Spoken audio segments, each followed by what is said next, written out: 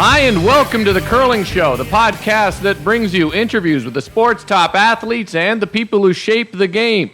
I'm Dean Gemmel, and at Curling's listener-supported podcast, no bailouts here, but always accepting donations at thecurlingshow.com, it's Ontario Week.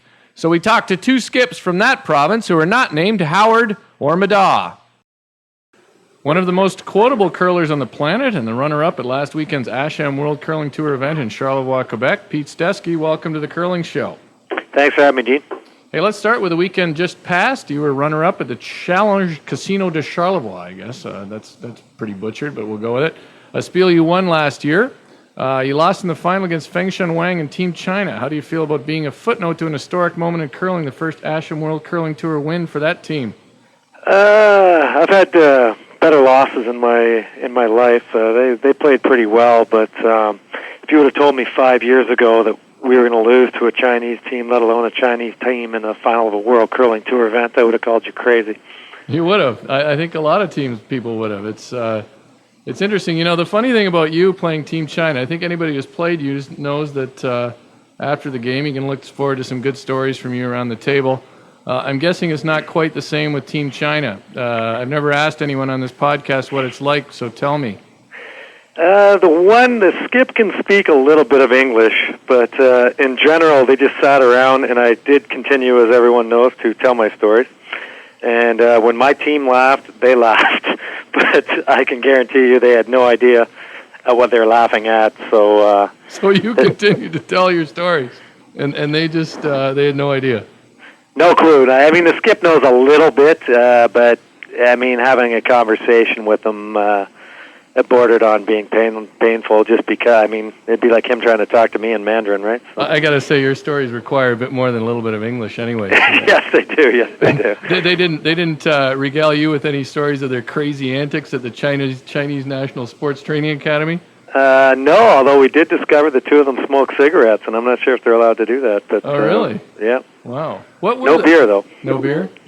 So what do they, when they get the check, where does that go? I mean, who does it come to the table and they pass it over to someone, or what? From what I understand, it goes straight to the federation. Their coach or manager was there, and he gave a very high-volume, high-energy speech after the victory, which was pretty hilarious. But I think he gets handed the check, and they never see it again. What do you mean high-volume, high-energy? He was basically doing jumping jacks up there during his speech. He was so thrilled with the victory. So now this isn't Dan Raphael, right? This was a Chinese manager, but he spoke fluent English. Wow, that sounds like a wild scene up there in Charlevoix. It actually is. I shouldn't say this because now more people will go to the Bonspiel, but it's probably the most fun we've had off the ice at any of the World Curling Tour events in the last couple of years, just because everybody thinks they're going to the Olympics, and every girl goes to bed by about 11 o'clock. So. And it's not, yeah. You know, in Quebec, I always thought, you know, I played a bit in Quebec years ago, but I always thought their cash spiels were more fun than anywhere else. Yeah, I don't know if there's a cash spiels as much as it is their ladies, but it's definitely something. Well, that would work too. Yeah, the ladies. Hey, I sense that a lot of Canadians are concerned about what happens if, say, the Chinese, from a country that has very few curlers, win both golds in 2010. What do you think the fallout of something like that would be in Canada? I think overall it could be positive for the game because there's a ton of money over there in China, and it would be great to have some of that flow into a sport that's so desperate for cash like curling. But I would say on the men's side, it would be a very long shot. Having just lost to them, I still don't put them in the ranks of Kevin or Glenn. But the women, I could really see the Chinese women's team winning the gold medal. I think they're already technically as good as any team in the world, and once they get a little more experience, I think eventually they probably will be the best team in the world. Hey, I'm also sitting here looking at the latest issue of the Curling News, December 2008. The lead story is curling struggle in Toronto. You live in that city. I've always thought the problem has been a feeling among many Torontonians that a game they view as provincial or prairie-based just isn't right for a city that prides itself on being cosmopolitan and global. Do you think curling can ever get the respect it deserves in Toronto? No, it's too big a city. I mean, we could host the Briar here. Right. And it would be on, like, page 7 or 8 of the sports section where, you know, you have in Calgary or Edmonton, it's page 1, and they could, you know, fill the Saddle Dome. So I don't think it will ever make any headway in Toronto. So do you just see further shrinking in Toronto, or just trying to maintain? I think there's good, or at least decent support at the club level for the sport. And Chad, our teammate, he's got some grassroots things going at the school level to try to increase exposure.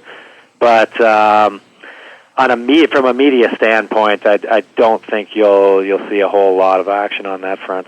Chad, he's also doing corporate outings in Toronto too, right? Yes, he is. Yeah. Solid Outings, rocksolidoutings.com, I think it is. Hey, let's talk about the competitive circuit in Ontario. I think a lot of people know how tough it is in Alberta with Martin, Cooey, Furby. In Manitoba, you've got Stout and Burtnick. I'm not sure people outside of Ontario realize that your province is deeper than they might expect. For years, it was a battle between Russ and Eddie. Now, Glenn's team, certainly has set a bar that's extremely high. You've played across the country. Your brother Jeff spent time in Winnipeg. Your second, Chad McMullen, is from Winnipeg. What's your collective take on the state of competitive curling in Ontario? There's no question Glenn is head and shoulders the best team, and that includes Wayne. I always thought Wayne was the best in the world for a very long time, but Glenn has obviously passed him. 10 years ago in Ontario, I think we could have taken on the rest of Canada in a Ryder Cup type format. And now I believe if Alberta was to do that, they would be able to take on the rest of us just with the teams they have there. But Dale Matchett's had a great year this year. Dale Preble's come out of nowhere. Our former teammate Pat won Bonspiel. So there's probably in the ballpark of 10 teams that can challenge for, the 3-4 game at the Provincial. Right. But none of us are overly consistent. Like, we can go out and win a Bonspiel, or we can go out 3 straight. And a team like Glenn's, I don't even know the last time they lost back-to-back games. So yeah, not this year. No, they're just... I watched them play one end in Brantford, and 7 of the 8 rocks, to quote Duguid, you could have carried down the ice and you couldn't put it in a better spot. And the other one was like 3 inches heavy. Right. And no one else was playing at that level that I've seen. So it's certainly theirs to lose. But you only have to beat them once, right? If you can get to that final game, you only have to be better than them for about 2.5 hours. So. And there are some guys in Ontario who in the past have been better than them for 2.5 hours. Yeah, I would much rather play Glenn than Kevin, and it's not because Glenn's any better or worse than Kevin. Our record against Glenn would be fairly good for how much better he is than we are, because, I'm not telling anybody anything they don't know. He's a lot better than us, but we've had some success against Glenn in the past, and when we've lost to him, it's typically been a fairly close game. But having said that, we got to Survivor Zone this weekend just to have that opportunity. So, if Glenn wasn't in the picture, how many teams do you think have a shot at it? I guess you still throw Wayne in there. Yeah, Wayne would then be the favorite, but his team's got to switch for the playdown, so that'll be an adjustment. Right. I would say 6 to 8 for sure. You look at a guy like Joe. Joe's had a horrible year this year by his standards, Joe Franz. But if he gets to the Provincials, obviously he's going to have to have played fairly well to get there. And once you get him out on that arena ice, he could turn it on. And, again, with Glenn not being there, that type of team could come from a disastrous Cashspiel season and run the table on the playdowns. Ballston's another one. They're capable of beating anybody at any time, right. And, including themselves. Hey, you're also a former provincial junior champion. Compare the junior curlers in Ontario to when you played. I think we always remember ourselves being a lot better than what we actually were. Nowadays, Epping's definitely had an impact. John Morris had a huge impact coming out of junior. But this year, from what I understand, the Ontario rep lost the Canadian junior final last year. At least that's what I've been told. And I could run him over and I wouldn't even know. And he's been in certain Bonspiels that we've entered, and again, I wouldn't know him to see him. So I don't think they're quite having the impact that some. There's a big jump between the two, and I got told that when I left junior, and I thought the guys that were telling me that were full of it, because when you're a junior, you never lost a game and your ego's big. But it's such a big adjustment that I don't see anybody probably since Epping having made much of a breakthrough in Ontario. I guess that Charlie out west. He won back-to-back World Juniors.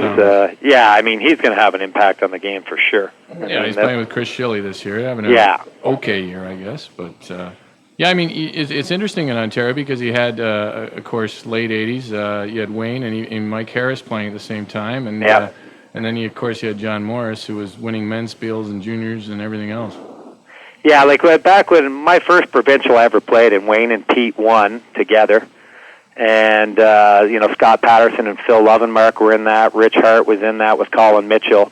So you just take that one field from 1987. And my older brother skipped our team, and he's been to the Brier. So that was a pretty deep field where a lot of guys moved on to men's and had a lot of success. And, I mean, you got to give this current crop time, but I really don't see anybody so far that's jumped to the men's game and been able to really have any type of run at it as of yet. Hey, how did you start? Did you start playing? You come from a family of curlers. Was all your team from a family of curlers, or did you have guys who started curling in high school? I started playing when I was maybe 14, and I hated it because I played all the other sports, and I didn't really understand why I was freezing my ass off out on the curling ice. But then once I got about 15 or 16 and got a couple of sips of alcohol and noticed that some girls they wore kilts back then, the game sort of won me over. My teammates, I don't know, I think everybody who curls probably has a family connection. For me, it was our grandfather was in a Brier. He's on our team. His dad curled. Most of the people we've played with have a family connection because otherwise I don't really know how you get introduced into the sport. I mean, there's more exposure now with the Olympics, but back in the day, the only thing you ever saw was the Brier, right? I think they have to get it back in the schools, but I think the CCA should maybe adopt that as their marketing campaign from the girls in kilts and a bit of alcohol. Oh yeah, I would like to see it very aggressive. I can even help them select a few to get the whole campaign rolling. Yeah, I think you need to be in on that. Yeah. All right, Pete, we finished with a run back. I gave you a topic. You give me your thoughts in 1 to 3 words. Okay. The Ontario Provincial playdown format needs to be fixed. And how would you fix it? Glenn should not even have to qualify. I would have pre-qualifying. That way there can be more teams there, and it will help the tour because those teams will be available to get buys for tour events, and it will help the curler that's never made it to the provincials because now they don't have to butt heads with Glenn and Wayne on the playdown path, Yeah, I completely agree with you there. They have room for at least 2 more teams, and they should have a berth spiel, or... We're the only major province in Canada that does not have any pre-qualifying. Quebec pre-qualifies 6 teams. Right. Alberta pre-qualifies. Manitoba pre-qualifies. I mean, we used to be the leader in catering to players at the elite level with John McRae in charge, but with our new gentleman in there, that's certainly not been the case. Yeah, I mean, Northern Ontario added 2 spiels this year that let you get in and avoid playdowns. Yeah, it definitely needs... Well, the feedback from the OCA from Doug Bake seemed to be, nobody's coming to me with a proposal, which I just don't understand because maybe I think there's been, you only have to read the Curling Zone forums to see proposals. No, I mean, I was part of the World Curling Tour board for 6 years, and we made proposals for 2 or 3 straight years, and they were adopted by other provinces, but Ontario ignored them, so... Well, I don't understand it, but anyways, I'd like to see some change there. Yeah. An acceptable amount of sweet and sour sauce for one individual to consume in a single sitting. I would say slightly less than an ex-roommate who used to consume a whole carton, and that's only because she only had one. If she had 2, she would have demoed both. So I would say you want to just lightly sprinkle it on your chicken ball. I would suggest that anybody who plays you ask about that story because we won't go into it too much more here, but it's deep and good. Well, that sounds bad. I don't know about that. But anyways, it's there's depth to the story. Let's put it that way. Yes. More than we're going to get into. The market, bearish or bullish? I am cautiously bullish. All right. Prime Minister Dion. No chance. I think anyone who carries a Liberal card should have to turn it in right now. Good gosh, what a diehard Tory you are. I was a diehard Tory till I moved to the United States, but I'm a centrist Democrat now, so I don't know. Yeah, I'm an Obama guy, too. There you go, see. Michael Landsberg of TSN's Off the Record. Is afraid to have me back on the show because I trash the Leafs too much. Is that right? You won't have you back on? No, I haven't been on in a while, but every time I'm on there, I basically destroy the Leafs, which he's a season ticket holder, so I don't know if he likes that too much. There you go. Well, it'd be good to have you back on there. It worked well when you were. Curling in Europe. I think they're going to get passed by the Asians right now, having just come off of 2 consecutive ass kickings from Wang. But it's great to play over there. The people are great. They welcome Canadians, and they're starting to get coaches like Russ Howard now is working with Stockley, and that's going to do nothing but improve them. So they'll close the gap on Canada eventually. And finally, the old Boston cash spiel at Broomstones in Wayland, Massachusetts.